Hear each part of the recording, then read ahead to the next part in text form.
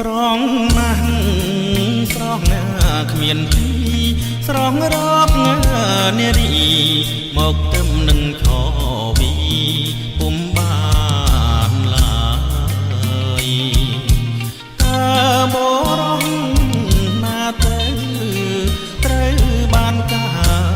យលើកណាយវាសនាឬដូចជាខ្ញុំដែរបានតែលួចស្នេហាលួចកើតទុកម្នាក់ឯងមិនហ៊ានថែវាចាកេងចាំព្រេងវាសនាក្រែងទេវតាជួយ